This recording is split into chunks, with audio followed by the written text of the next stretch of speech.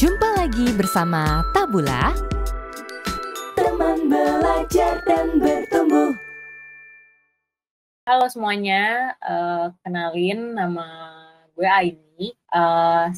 Saat ini profesinya tadi udah ada introduction sedikit ya dari Diani. Sekarang sebagai social media spesialis di Kompas Gramedia Group. Nah, kalau background pendidikannya sendiri sama kayak Diani, S1-nya di Psikologi UI gitu. Oke. Nah, Aini kan sekarang udah menjadi senior social media spesialis ya. Emang udah berapa lama sih berkecimpung nih di dunia sosial media? Oke, kalau benar-benar title sosial medianya sendiri itu dari tahun berapa ya? Dari tahun 2016 sih, dari 2016. Nah, tapi di situ waktu awal-awal tuh lebih ke jadi mimin aja, jadi Oke, mimin, jadi mimin. jadi lebih ke ngepost, tetap gitu ngepost sama interaksi. Nah, tapi kalau misalnya jadi social media spesialis itu dari tahun 2018. Jadi sebenarnya nyemplung ke sosial media tuh dari 2016, tapi untuk megang dan mengelola sosial media secara keseluruhan itu dari tahun 2018 sih kalau boleh dibilang. Oke, berarti nih social media spesialis ini lebih dari mimin gitu ya, banyak nih kayaknya kerjaannya. Betul. Nah, waktu itu kenapa sih milih kerjaan ini? Oke. Milih kerjaan ini karena ya sebenarnya pertama interest-nya di situ. Mungkin kelihatannya kayak agak nyebrang gitu kan ya, kok background-nya psikologi tapi abis itu ngambilnya sosial media. Jadi entry entry gue tuh pertama kali first job gue itu langsung ke digital nih, walaupun belum spesifik di sosial media ya. Di situ kayak nulis artikel segala macam. Nah, terus dari situ baru ke agency. Ada kebetulan tawaran sebagai community manager namanya waktu itu. Community Oke. manager untuk ngelola sosial medianya brand, dan emang dicarinya tuh background psikologi karena brand yang di handle itu apa namanya, banyak hubungannya lah sama parenting, konten-konten ya kayak gitu, pendidikan anak kayak gitu. Jadi waktu itu dicarinya yang backgroundnya psikologi, dan jadi kayak match aja waktu itu, kebetulan interest gue di situ dan backgroundnya waktu itu ada opening yang backgroundnya gue sesuai. Itu sih kayak gitu ya. I see. Berarti nggak abis lulus itu langsung jadi social media spesialis ya, tapi sempat kerja di bidang lain dulu gitu? Ya. Iya, Oke. sempat. Walaupun agak mirip-mirip sih, kalau yang kerjaan pertama itu bikin konten juga, tapi lebih Mhm. ke website. Nah, habis itu baru setelah masuk ke agency, spesifik di sosial media. Oke. Nah, terus kalau boleh diceritain nih, sebenarnya kerjaan social media spesialis itu ngapain sih, Oke, kalau nggak kerjaan sosial media spesialis, mungkin ini gue jawabnya dari apa yang gue kerjain aja ya. Mhm. Eh, Apa namanya, gue sih mengkategorikan kerjaan gue jadi 4 bagian. Jadi yang pertama itu planning, ini tuh mulai dari kayak biasanya ngambil dulu nih dari learning sebelumnya, kayak gimana, terus oh yang bagus nih ternyata ini, dari hal-hal itu baru kita plan. Jadi untuk kedepannya kita mau ngepost apa, tanggal berapa, berapa kali, temanya apa, terus kalau misalnya mau bikin campaign-nya kayak gimana gitu. Nah itu di bagian planning. Abis itu baru setelah planning kita masuk ke tahap creating itu yang kita riset, misalnya riset nih tanda kutip ya, bukan riset yang bener-bener kayak kita ngerjain skripsi atau research gitu, tapi riset kayak konten, kayak apa ya, nyari-nyari bahan untuk konten gitu, nyari-nyari bahan untuk konten, terus bikin Mhm. captionnya, bikin visual guidelines-nya. Nah itu di tahap creating. Nah habis itu masuk ke tahap managing. Nah ini mungkin yang kebanyakan orang tahu nih, admin sosmed tuh di bagian yang managing ini. Jadi di bagian itu nge-schedule konten, terus nge-post, abis itu kalau ada komen dibalesin, terus interaksi sama audiens, terus mantau. Nah, itu di bagian managing. Nah, abis itu masuk ke tahap 4 itu evaluating atau evaluasi gitu. Jadi setelah kita ngeplan, terus kita ngepost, hasilnya gimana nih? Kita lihat yang bagus apa, yang kurang bagus apa. Nah, habis itu balik lagi ke tahap pertama. Jadi kalau misalnya secara garis besar sih ya, kerjaannya social media spesialis ada 4 itu. 4 tahap itu. Oke. Wah, ternyata lumayan panjang ya untuk bikin konten sosial media. Beda mungkin sama Instagram pribadi yang, yaudah deh, gue terserah mau nge-post apa aja gitu. Iya, betul. I see. Nah, terus kan ini sosial media tuh banyak banget ya, Ai. Ada tadi misalnya Facebook, Instagram, TikTok, Twitter, YouTube, dan lain-lain gitu. Nah, untuk sosial media spesialis ini tuh ada spesialisasinya nggak sih? Misalnya nih, gue khusus megang Instagram, atau lo megang Facebook, atau gimana? Oke. Sebenarnya jadi boleh dibilang ini juga industri si sosial media ini kan nggak usah hitungan tahun deh, hitungan bulan aja udah bisa berubah banget kan. Nah, jadi kalau misalnya spesialisasi itu sebenarnya tergantung sih, jadi kayak tergantung si company-nya itu ekspektasinya kayak apa. Ada yang dia mau hire social media spesialis tuh satu paket, dia harus bisa YouTube, bisa Twitter, bisa Instagram, bisa TikTok tuh harus bisa semua. Nah, tapi ada juga yang dia hire dengan spesifikasi masing-masing. Ada yang spesialis YouTube, ada yang spesialis Instagram, ada yang spesialis Twitter, karena memang sebenarnya nature-nya dari setiap sosmed itu kan beda-beda ya. Nah, tapi ya itu tergantung ekspektasinya si company itu saat nge-hire, apakah dia pengen yang all in atau yang satu-satu. Nah, terus setiap company juga beda-beda kan, dia nggak ada yang punya semua sosmed, ada juga yang cuma fokus di Instagram, ada yang cuma fokus di Twitter. Nah, itu juga bisa jadi salah satu penentunya sih, lo harus punya spesialisasi di mana gitu. Oke. Nah, terus kan tadi di bagian creating ya, bikin kontennya kayak visualnya gimana, terus tulisannya, captionnya gimana, itu artinya harus bisa desain juga, Ai? Bikin gambar untuk misalnya Instagram gitu?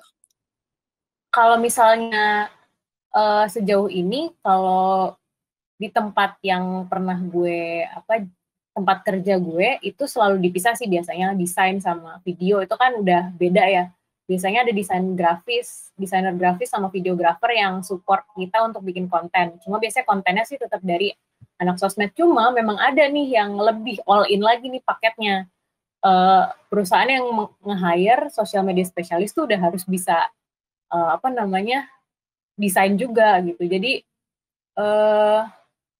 kalau anak sosial media harus bisa desain atau enggak, kalau menurut gue sih seenggaknya tahu ya konsep-konsep dasarnya, karena nanti kita juga yang akan nge-guide. Kalau misalnya kita punya tim sendiri untuk create desain, kita akan nge-guide juga nih mau konsep desainnya seperti apa.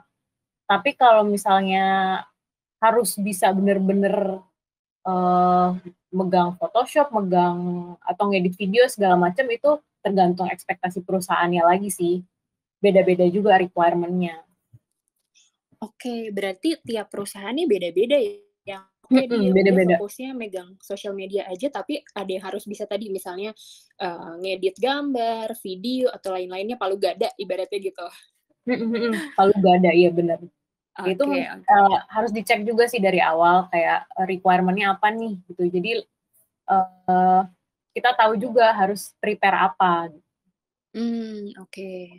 Nah, terus bedanya ngejalanin sosial media pribadi sama perusahaan atau brand tuh apa sih? Oke. Ini sosial media pribadi yang asumsinya kita bukan influencer atau apa gitu kan ya dia? Yang benar-benar punya kita pegang aja gitu ya? Betul. Kalau menurut gue sih bedanya yang utama itu di KPI sih, atau goals dari yang dikasih gitu. Kalau misalnya sosial media kan kita ngepost sesuai kata hati aja, pengen ngepost ya ngepost, enggak ya enggak gitu. Kalau misalnya untuk perusahaan itu biasanya kita dikasih target. Jadi misalnya kita harus ningkatin followers kah, atau misalnya kita ngadain kuis harus berapa yang ikutan, atau kita minimalnya kita ditargetin jumlah postingnya sebulan berapa kali, kayak gitu sih. Bedanya ada targetnya, kalau misalnya kalau di perusahaan ada targetnya, kalau yang pribadi nggak ada. Dan yang kedua mungkin ini guideline brandingnya. Kalau di perusahaan tuh biasanya ketat kan. Seenggaknya dia udah punya gaya bahasanya harus gimana, visualnya harus gimana. Nah itu udah ada guideline-nya. Nah kalau pribadi itu ya balik lagi ke tadi itu loh, kita ya sesuai mood-moodan kita aja gini, hari ini mau ngepost galau-galau, besoknya mau ngepost yang edukatif. Nah itu kan suka kita. Nah kalau misalnya di perusahaan biasanya udah ada guideline-nya. I see. Nah, tadi menarik tuh soal gaya bahasa. Mungkin kita kan tiap orang punya gaya bahasa sendiri gitu ya. Sedangkan company atau brand udah punya gaya bahasanya juga. Nah, itu biasanya gimana sih Ai cara ngikutin nih gaya bahasa dari suatu company atau brand? Oke. Oh ya, gue jadi throwback juga nih kayak sekarang tuh karena udah bertahun-tahun megang sosmed kayaknya udah otomatis aja gitu ngikutin gaya bahasa company yang kayak tempat gue kerja. Nah, kalau dulu tuh emang berasa sih kayak merasa harus merubah kepribadian gitu.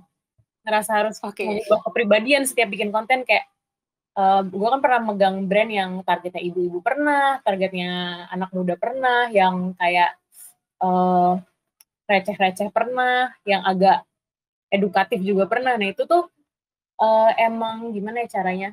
Sebenarnya kalau misalnya ada tim branding di tempat kalian kerja itu bakal helpful dengan cara kalian diskusi dulu nih sama tim brandingnya nih gimana kira-kira, dan biasanya akan disediain guideline yang apa ya? Guideline yang gampang diikutin gitu. Misalnya harus pakai kata-kata ini apa namanya, harus nggak boleh kata-kata spesifik tuh ada gitu, yang boleh apa, yang nggak boleh apa, kan jadi lebih gampang diikutinya. Tapi sebenarnya kalau mau gampang karena bikin konten kan juga harus pakai feeling gitu ya, maksudnya ada aspek intuitifnya juga. Nah itu memang gampangnya sih gini, kalian bayangin persona, bayangin kayak kalau brand ini nih yang ngomong orang seperti apa sih, dan kalian kayak masuk ke karakter si orang itu. Jadi kalau misalnya nih sekarang di tempat gue kerja di Kompas Gramedia, itu ininya targetnya itu membaca ya, orang yang suka baca buku. Gue sendiri sebenarnya bukan, gue suka baca tapi nggak segitu sukanya. Cuma saat gue nulis konten, gue akan berusaha masuk ke pikiran orang, kayak berusaha menempatkan diri sebagai orang yang suka baca buku gitu loh. Jadi kayak masuk ke karakter yang udah ada di branding guideline, dengan menciptakan kayak di pikiran kalian orangnya tuh kayak gimana sih kira-kira yang nulis konten-konten ini, kayak gitu loh di. Tadi gue ngomongnya agak belibet tapi ini enggak sih di? Paham. Ini jadi kayak aktor ya, aktor atau aktris gitu. Kita harus masuk satu peran, ceritanya kita jadi orang itu gitu. Kurang lebih. Iya, menarik. Belum lagi kalau sekarang misalnya ada requirement tambahan juga kan, TikTok atau pokoknya yang berbasis video gitu kan sekarang harus ada orangnya tuh muncul, itu lebih mungkin lebih ini lagi ya, lebih harus jadi aktor lagi kali ya. Benar. Apalagi mungkin kalau aslinya orangnya introvert gitu ya, terus di TikTok tiba-tiba suruh tampil gitu, suruh bikin video yang lucu-lucu atau joget-joget gitu, mesti jadi tanda kutip orang lain gitu ya untuk konten itu. Betul. Oke. Ya. Nah terus tadi Aini sempat nyinggung juga berhubungan sama branding gitu, teman-teman dari brand atau dari desain grafis gitu. Nah selain dua role itu tuh biasanya berhubungan sama siapa lagi sih kalau di satu company? Kalau di sosmed ini jelas tadi, desain tadi udah ya. Biasanya sih sama, pokoknya di divisi marketing sih, sama bagian sales, bagian PR, itu juga tektokan banget sama, ini yang paling erat sih, sama bagian customer service. Kalau misalnya dipisah ya, ada juga yang miminnya tuh harus bales-balesin keluhan orang-orang. Nah tapi kalau di company yang agak besar sih biasanya itu dipisah, ada customer service sendiri.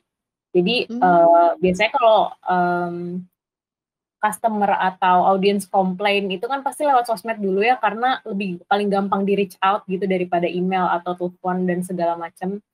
Itu mereka akan di situ. Nah biasanya kalau di tempat gue kerja sih itu tetap masuknya ke customer service, yang masuknya kayak misalnya keluhan akan produk, misalnya barang nggak nyampe-nyampe atau barangnya rusak, itu udah nggak di gue lagi scope-nya. Karena gue cuma ngurus yang berhubungan sama engagement, interaksinya. Nah, kalau yang kayak gitu, biasanya nanti kita refer ke bagian customer service. Itu nanti jadi mereka yang handle. Nah, tapi di situ memang masuknya biasanya dari sosmed dulu gitu. Oke. Luas berarti ya nih bisa kerja sama-sama macam-macam orang atau macam-macam departemen gitu. Iya, lumayan. Oh, sama ini juga Jadi kenal banyak orang dong, Ai? banyak sih lumayan. Banyak. Sama ini juga sih, kadang-kadang ada yang kayak termasuk di tempat gue nih, nggak ada bagian khusus untuk nge-handle influencer yang mau diajak kerja sama. Nah, jadi itu masuk juga ke sosmed. Jadi kita ngontak-ngontakin influencer juga, dealing sama influencer, terus sampai ngurusin sampai mereka dapat payment dan kontennya naik dan segala macam, itu juga sih termasuk gitu. Lumayan ya. Oke. Berarti mesti lihat-lihat juga ya nih siapa nih influencer yang lagi naik daun atau yang engagement-nya oke gitu. Ya itu bakal helpful banget sih kalau kalian di role sosial media dan kalian tahu influencer yang lagi naik itu siapa. Kalaupun bukan untuk dikontak, bisa buat jadi referensi nih, karena misalnya mereka lagi ngomongin soal apa, terus kita bisa bikin konten yang yang sesuai gitu loh dari topik-topik yang trending. Biasanya juga di-boost sama influencer kan topik-topik yang trending gitu. Oke. Nah, ini ternyata banyak nih ya kerjaannya social media specialist. Suka ini nggak sih, Ai, ada kayak salah kaprah gitu atau mispersepsi tentang kerjaan social media specialist? Untuk salah kaprah sebenarnya secara general ya menurut gue role-nya social media specialist itu masih memang belum saklek gitu loh. Bergerak terus sesuai sama pergerakan sosial media juga yang setiap berapa bulan sekali pasti ada perubahan gitu. Nah, kalau salah kaprahnya itu antara yang pertama itu terlalu luas, menganggap role-nya terlalu luas. Jadi kadang-kadang, kalau ini dari sisi company sih biasanya, kadang-kadang ada yang requirement social media specialist itu harus bisa tadi itu desain. Menurut gue itu sebenarnya udah di luar ininya sih, udah di luar scope-nya social media specialist gitu.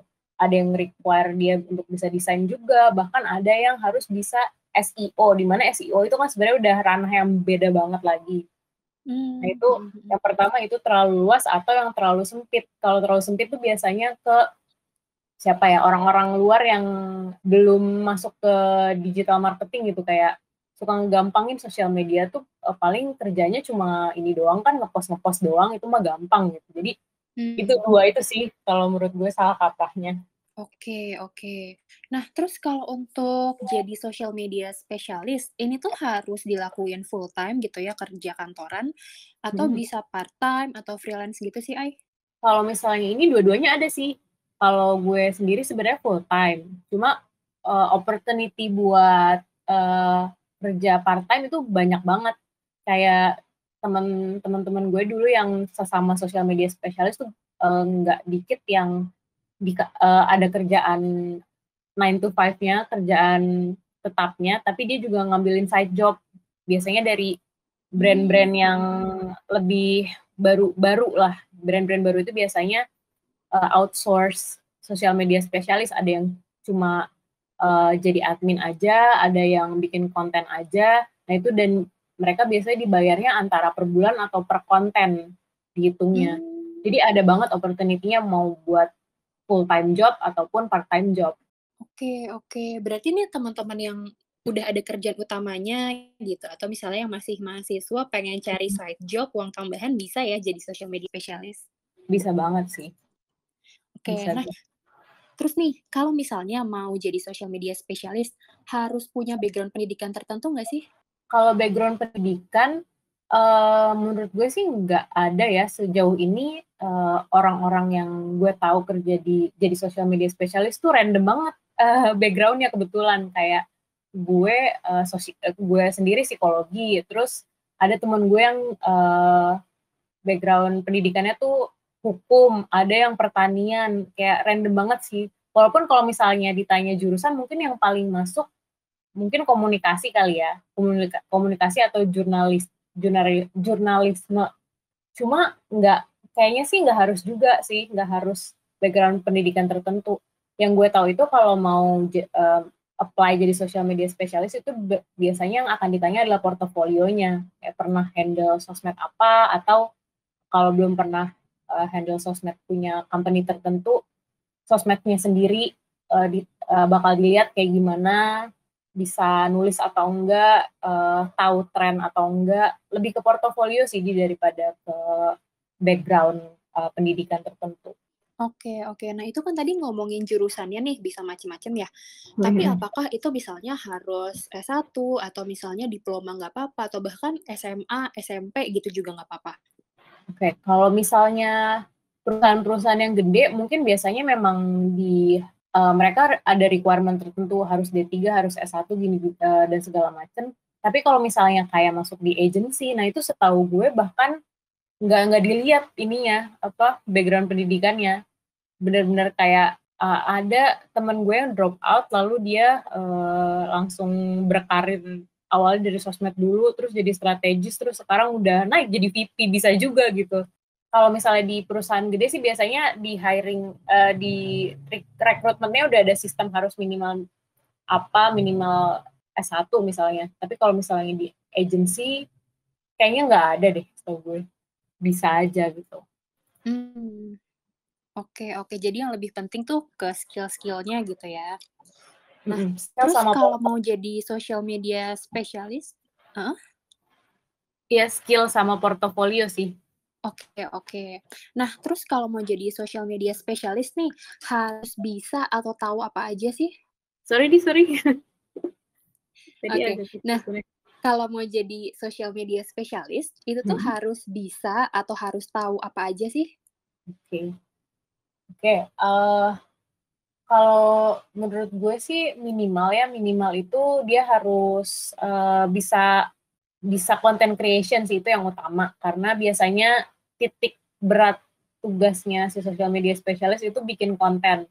Jadi dia harus bisa content creation dan disesuaikan juga sama platform yang mau dia handle apa. Kalau misalnya dia pegangnya TikTok atau YouTube yang video base, itu juga harus mungkin akan helpful banget kalau dia juga bisa ngedit video, ngerekam video, itu akan helpful.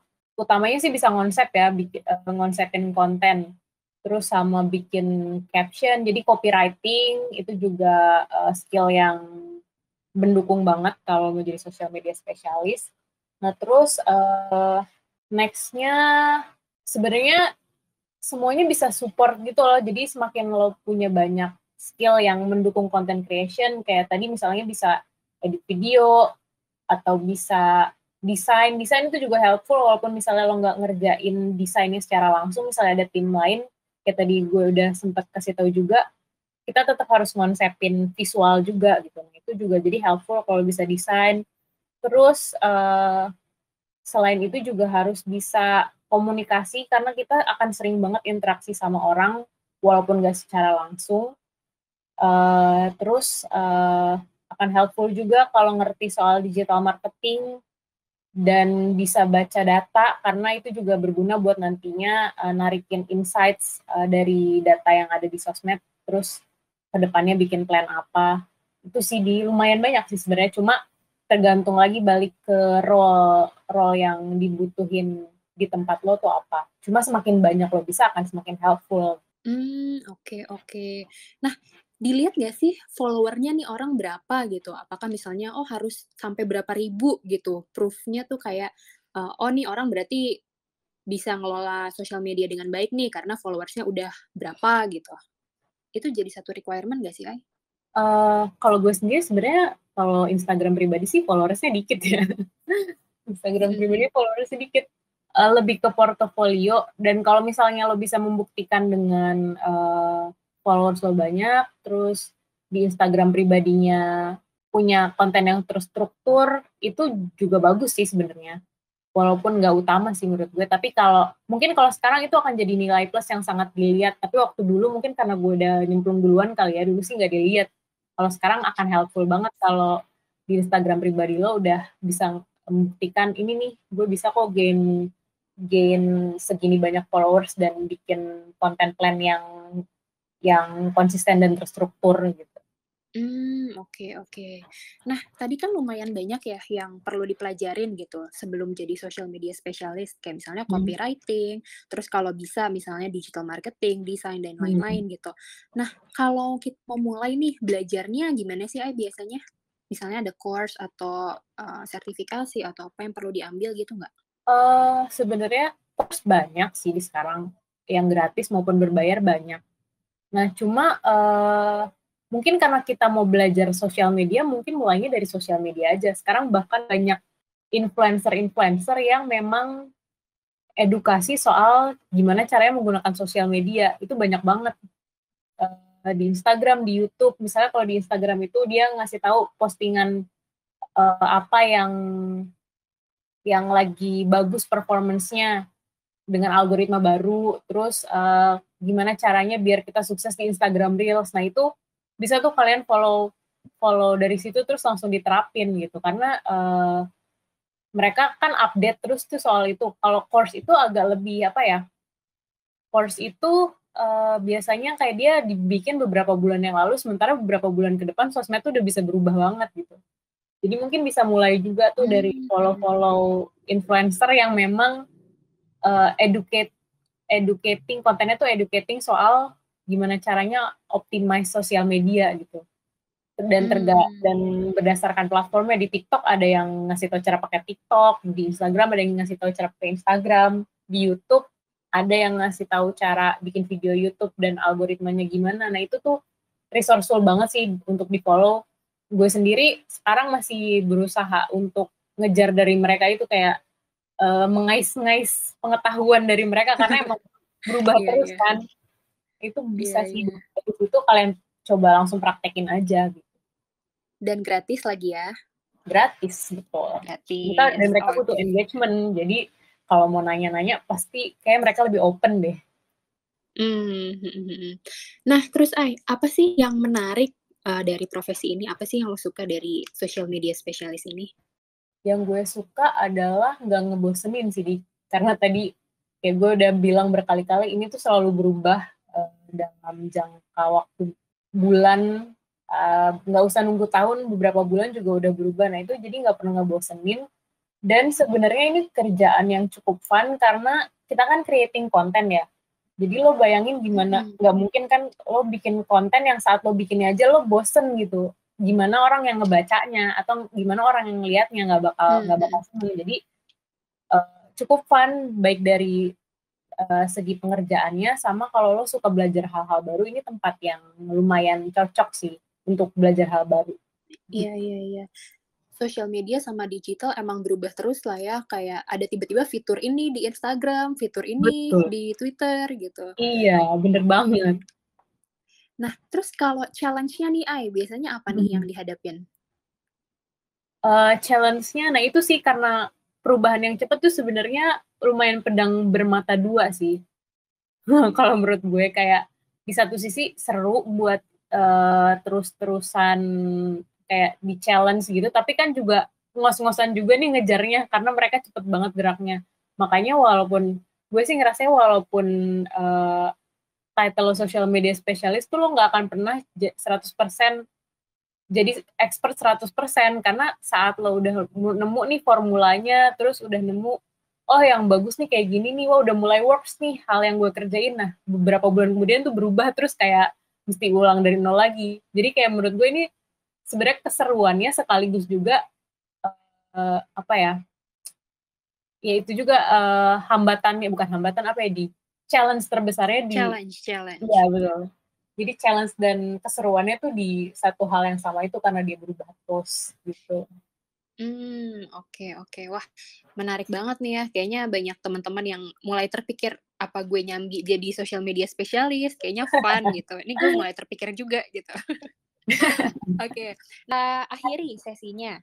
Kalau dari Aini ada nggak tips-tips atau pesan-pesan nih untuk teman-teman yang mau mulai berkarir atau mau mulai sebagai profesi social media specialist? Oke.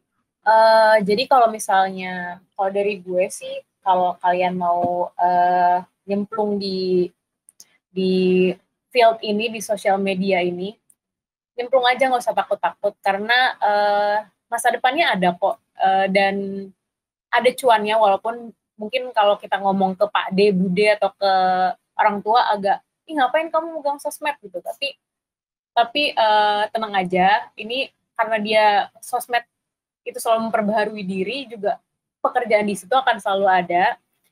Terus untuk skillnya, kalian harus bisa menyimbangkan skill kreatif dan strategis. Jadi kalian harus bisa berpikir kreatif, karena yaitu kita tuh bikin konten harus bikin konten yang menarik dan seru. Jadi di situ dibutuhkan kreativitas, tapi di satu sisi, di sisi yang lainnya kita juga harus bisa berpikir strategis. Kita harus bisa baca data, terus kita harus bisa menarik insights atau pembelajaran dari angka-angka yang memang sudah disediakan sama sosmed itu. Nah, itu keduanya harus di-combine. Terus yang ketiga, keahlian apapun yang kalian punya itu sebenarnya akan berguna kalau kalian mau nyemplung di sosmed. Misalnya kayak gue sendiri punya background psikologi, itu berguna ternyata untuk tahu gimana, misalnya untuk membaca behavior dari si audiens, untuk tahu cara berinteraksi sama mereka. Nah, kalau misalnya kalian punya keahlian random, misalnya kalian tahu soal pertanian, itu juga akan useful, karena siapa tahu kalian bisa bikin konten untuk company yang fokusnya ke berkebun atau ke makanan-makanan organik. Itu akan semua skill atau semua knowledge yang kalian punya sebenarnya akan bisa kalian gunakan untuk nyemplung ke si bidang sosial media ini, karena apapun yang kalian punya itu bisa dijadiin konten, basically gitu sih. I see. Jadi selain bisa bikin konten, bisa jadi portfolio juga mungkin ya. Coba dulu aja gitu, coba dulu. Oke, thank you banget nih Aini untuk ngobrol-ngobrolnya, seru banget. Aku jadi lebih tahu nih social media spesialis ngapain aja gitu kerjanya. Oke, sampai ketemu di Tabula Talks berikutnya. Dadah. Oke, dadah, makasih semuanya.